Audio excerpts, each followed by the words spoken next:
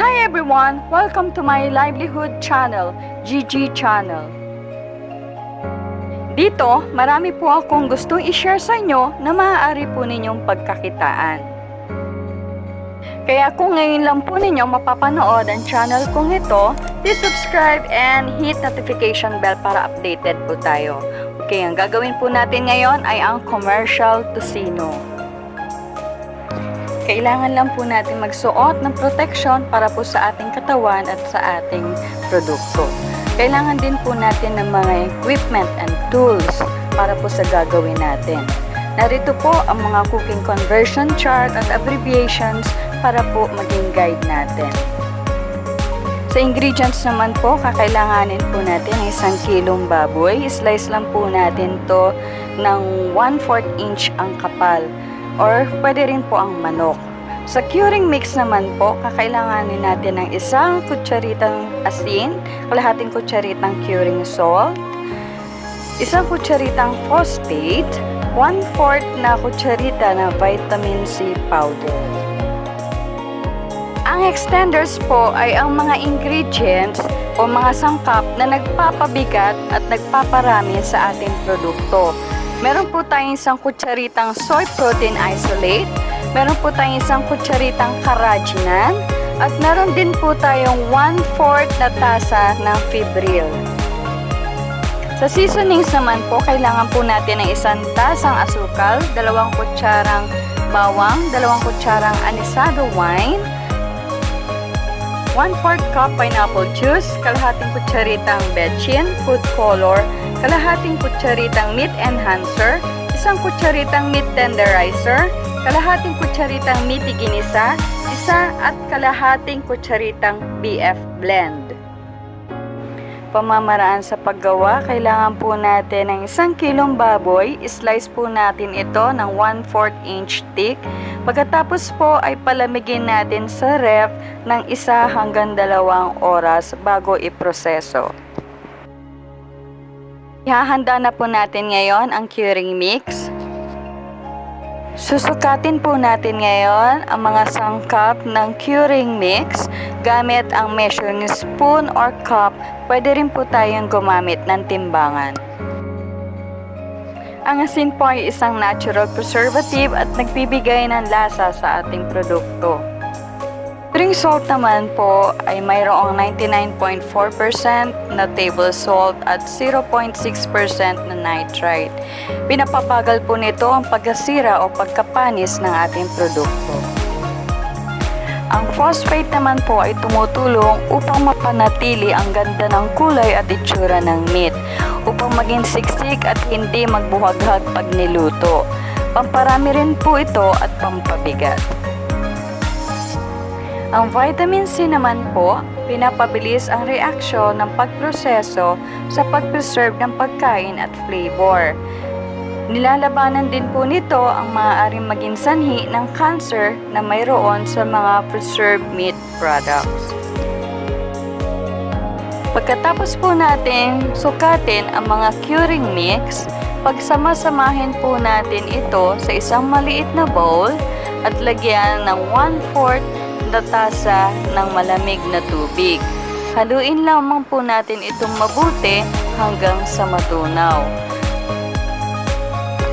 Pag natunaw na pong lahat ang mga sangkap ng curing mix sa malamig na tubig, iisang tabi po muna natin ito.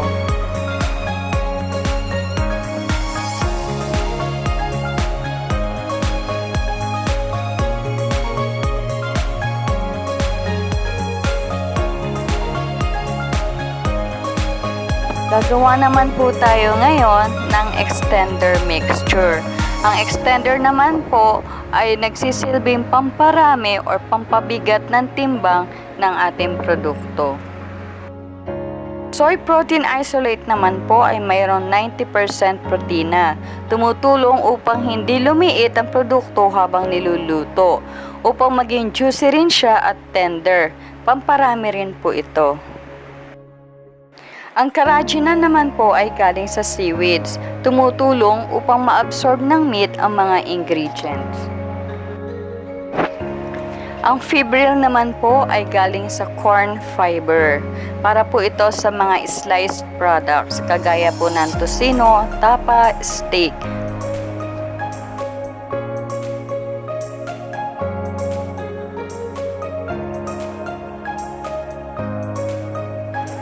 Pagkatapos po natin sukatin ang mga extender na sangkap, pagsama-samahin lang po natin ito sa isang bowl at lagyan ng kalahating tasa ng malamig na tubig.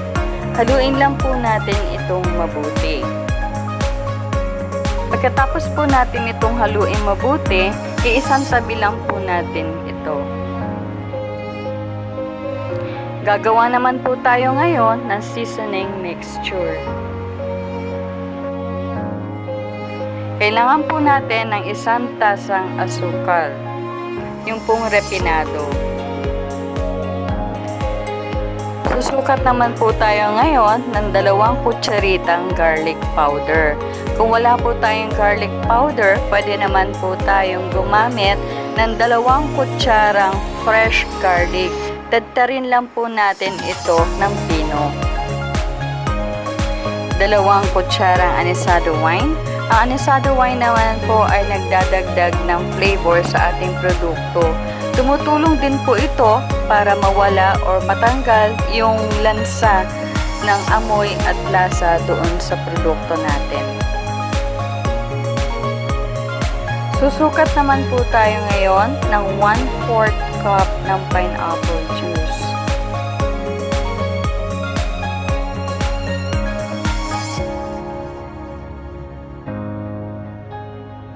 1/2 teaspoon ng seasoning.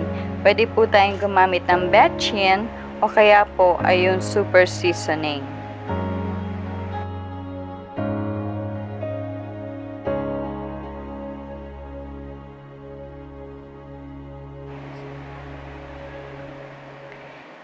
Meat enhancer for better flavor.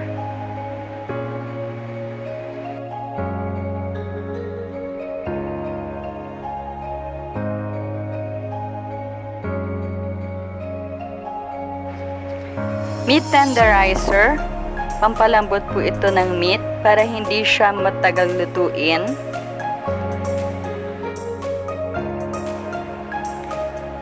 Meaty ginisa.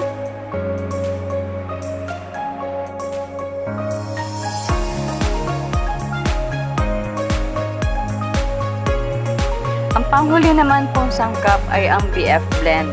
Ang BF blend naman po ay binder at filler. Inihahalo ito sa huli. Tapos na po tayong mag-prepare ng ating mga ingredients. So, gagawa na po tayo ngayon ng tocino.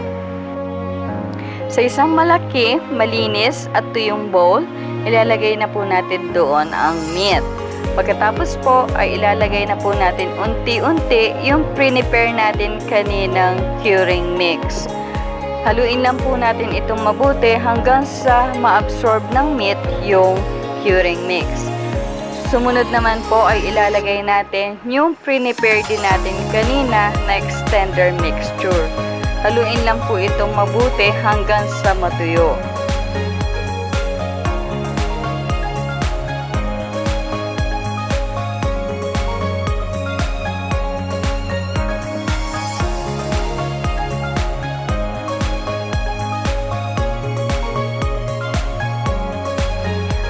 Pag na-absorb na po ng meat yung extender na ating inihalo, susunod naman po nating ilalagay yung mga seasoning ingredients na ating sinukat kanina.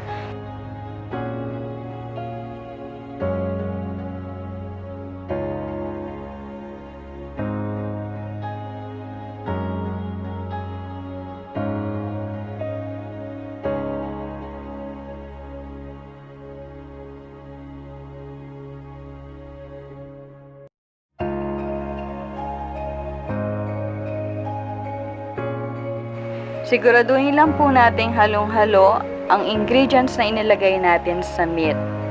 Pagkatapos naman po, pwede na natin isama or ihalo ang food color.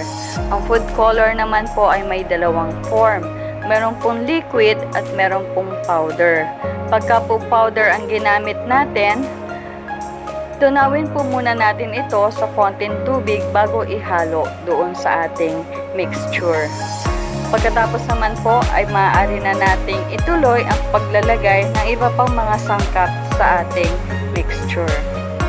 Haluin lang po natin itong mabuti.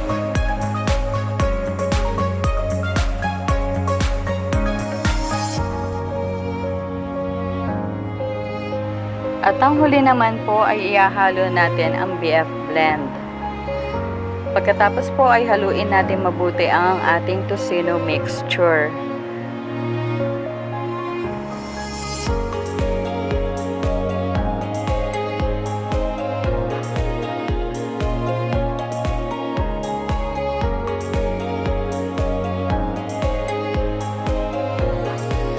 Pagkatapos po natin haluin mabuti ang ating commercial tocino mixture, maaari na po natin itong timbangin.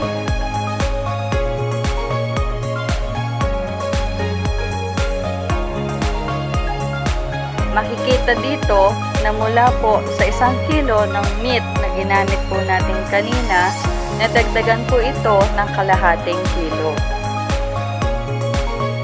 Tapos po natin timbangin ay itakpan po natin ito at ilagay po natin sa refrigerator ng 8 to 12 hours. Kung wala naman po tayong refrigerator, pwede naman po sa room temperature ng 8 hanggang 10 oras. Pagkatapos po ng 12 hours ng curing sa refrigerator or 10 hours po naman sa room temperature, pwede na po natin itong i-plastic, no, ng 1/4 or 1/2 kilogram. Depende po kung ilan po ang bigat ng timbang na inyong bebenta. Store lang po natin sa freezer at ready na po siyang pambenta. Narito naman po ang mga nagastos ko sa mga ingredients. Curing, extender, meat, seasonings, yan. So lahat po ng nagastos ko ay umabot po ng 884.55 pesos. Pero ang nagamit ko lang naman po doon ay nasa 308 pesos lang po. At marami pa pong ingredients na natira na maaari ko pa pong gamitin sa susunod na paggawa ko ng aking produkto. At narito naman po ang listahan ng ibang mga suppliers na maaari nating mabilan ng mga ingredients. Maaari din po kayo maghanap sa internet ng mga suppliers na pwede ninyong bilan na malapit sa lugar ninyo.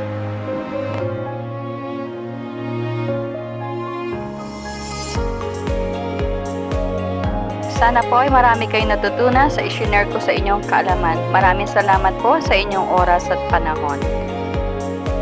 Mag-iingat po kayong palagi.